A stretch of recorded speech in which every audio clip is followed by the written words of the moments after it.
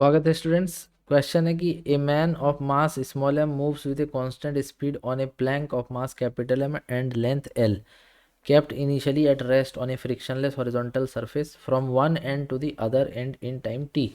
The speed of the plank relative to the ground while man is moving is। ठीक है, देखो सबसे पहले एक प्लैंक ड्रॉ कर लो। इस तरह से एक प्लैंक है और एक आदमी जो यहाँ से चलना चालू करता है और धीरे धीरे फिर क्या होता है कि दूसरे एंड तक ये पहुँच जाता है, मतलब यहाँ तक ये पहुँच जाता है। तो इस तरह से क्वेश्चन में क्या रखा है, ठीक है। और बोल रहा था कि इसका वेलोसिटी कांस्टेंट है v हमेशा आगे की तरफ, और जो प्लैंक है उसका लेंथ भी बता दिया है। प्लैंक का लेंथ कितना l है, ठीक है, और मास कितना m है। इस मैन का मास स्मॉल m है, इस मैन का मास स्मॉल m है, प्लैंक का लेंथ l है, प्लैंक का मास कैपिटल M है, और इसको इस एंड से दूसरे एंड तक जाने में टाइम जो लगता है वो t लगता है। ये सारा डेटा क्वेश्चन में हमको दिया हुआ है, ठीक है। अब देखो, अब हम ये समझते हैं कि अगर ये मैन आगे जा रहा होगा तो प्लैंक पीछे जा रहा होगा, है ना, क्योंकि यहाँ पे सेंटर ऑफ मास का जो पोजीशन है वो चेंज नहीं करता है। तो जो सेंटर ऑफ मास था कहीं यहाँ पर था, दोनों का मिला करके वो अभी भी मतलब कोशिश करेगा कि उसी पॉइंट को मेंटेन करे। तो जितना आगे मैन जिस वेलोसिटी से आगे जा रहा होगा, मैन जिस वेलोसिटी से आगे जा रहा होगा उतनी ही वेलोसिटी से जो प्लैंक है वो पीछे जा रहा होगा, तभी जा कर के नेट मोमेंटम कंजर्व रहेगा। समझ गए। तो टोटल मोमेंटम बिफोर और आफ्टर क्या होता है, जीरो होता है। तो शुरुआत में ना मैन चल रहा था ना प्लैंक चल रहा था, तो इनका जो मोमेंटम था शुरुआत में जीरो था। अब अगर मैन आगे जाने लगा v स्पीड से, ठीक है, तो इस प्लैंक को पीछे जाना पड़ेगा v स्पीड से। ठीक है, मैन आगे जाने लगा कितना स्पीड से, v स्पीड से, तो जो प्लैंक है वो पीछे जाएगा v स्पीड से। तो इस तरह से जो टोटल मोमेंटम होगा वो क्या रहेगा, कंजर्व रहेगा। अगर चाहते हैं आप कि निकाल के दिखा दे तो देखिए हम निकाल के दिखाते हैं। डेल्टा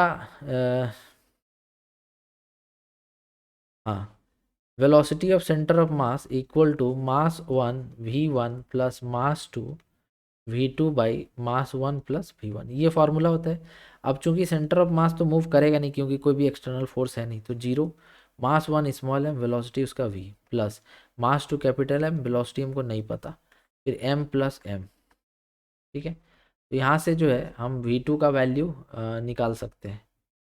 ठीक है, तो यहाँ पर देखते हैं अगर हम, तो जो v2 का वैल्यू है that will be equals to minus M V upon M. ठीक है, तो देखो यहाँ पर जो वेलोसिटी है तुम्हारा किसका, प्लैंक का, वो पीछे की तरफ है, कितना है, तो एम वी अपॉन एम। तो ये हो गया प्लैंक का वेलोसिटी पीछे की तरफ, और ये हो गया मैन का वेलोसिटी आगे की तरफ। टोटल मोमेंटम क्या होगा, जीरो, पहले भी और बाद में भी। तो हम निकाल के दिखा दिए कि यदि अगर मैन आगे जाएगा तो प्लैंक पीछे जाएगा। अगर मैन का वेलोसिटी आगे है v, तो प्लैंक का पीछे होगा M V by capital M. समझ गए। तो इस तरह से हम लोग देख पा रहे हैं। तो चलो अब यहाँ पर इससे आगे बढ़ते हैं, ठीक है, इसको मिटा रहे हैं हम। अब यहाँ पर हम लोग आगे बढ़ते हैं, हम तुमको दिखा दिए कि प्लैंक का वेलोसिटी पीछे की तरफ कितना होगा। ठीक है, अब देखो यहाँ आगे बढ़ते हैं और ये समझते हैं कि अगर मैन जो है एल मैन जो है वो कहाँ से कहाँ गया, यहाँ से यहाँ गया है, तो इसके चलते प्लैंक क्या हुआ, पीछे मूव किया। तो मान लो प्लैंक जो है एक्स पीछे मूव किया, दैट मीन्स कि मैन कितना चला होगा। तो प्लैंक अगर एक्स पीछे मूव किया तो मैन एल नहीं बल्कि एल माइनस एक्स चला होगा।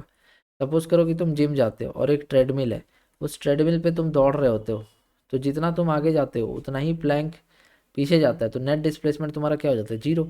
लेकिन यहाँ पर हम देख रहे हैं कि प्लैंक एक्स पीछे गया है और मैन जो है वो एक्चुअल में अगर देखें ग्राउंड के रेस्पेक्ट में तो एल नहीं बल्कि एल माइनस एक्स आगे जाएगा, क्योंकि जब ये मैन आगे बढ़ रहा होगा तो प्लैंक भी पीछे जा रहा होगा। तो नेट डिस्प्लेसमेंट मैन का जो हो जाएगा वो हो जाएगा एल माइनस एक्स, और जो प्लैंक का हो जाएगा वो हो जाएगा एक्स। तो इस तरह से हम लोग देख सकते हैं, लेकिन माइनस एक्स क्योंकि प्लैंक जाएगा पीछे। तो एक फार्मूला होता है delta X C O M equals to M one delta X one plus M two delta X two by M one plus M two, ये होता है फॉर्मूला। ठीक है, अब इसके अकॉर्डिंग अगर हम बात करें तो change in position of centre of mass क्या होगा, जीरो।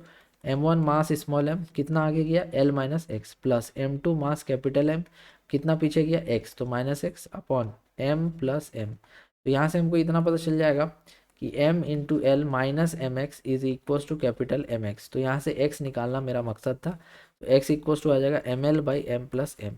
तो प्लैंक जो है वो इतना पीछे जा रहा है, क्लियर है।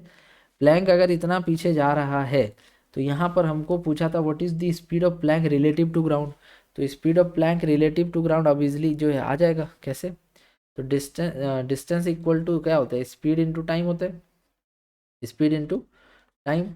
तो हमको स्पीड चाहिए था, सो डिस्टेंस बाई टाइम। अब हमको पता है कि प्लैंक कितना पीछे गया है, तो प्लैंक गया है M L by M plus M पीछे गया है अपॉन टी। अब देखिए इसके हिसाब से ऑप्शन नंबर 2 जो है वो मैच करेगा यहाँ पे, तो इसका ऑप्शन बी सही हो जाएगा। ठीक है, तो पहला पार्ट जो हम बताए थे वेलोसिटी के बारे में वो अलग चीज़ था, वो हम आपको समझाना चाहते थे कि अगर मैन वी से आगे जा रहा है तो प्लैंक जो है पीछे जाएगा वी डैश से, और उस वी डैश का वैल्यू हो जाएगा तुम्हारा M into sorry small M in by capital M into V, ये हो जाएगा। ठीक है, तो ये हो जाएगा उसका स्पीड। समझ गए? तो ये तुम इस तरह से तुम बनाओ। सेकेंड पार्ट जो हम बताए उसमें तुमको सॉल्यूशन बताए कि किस तरह से इसको सॉल्व करना है। सेकेंड पार्ट में तुमको ये बताए कि तुम अगर डिस्प्लेसमेंट निकाल लेते हो प्लैंक का तो इतना आता है, अगर तुमको डिस्प्लेसमेंट पता है डिस्टेंस बाय टाइम कर दो तो तुम्हारा वेलोसिटी जो है रिलेटिव टू ग्राउंड जो है प्लैंक का आ जाएगा। तो उम्मीद है आपको क्वेश्चन समझ में आया होगा। Thank you so much for watching.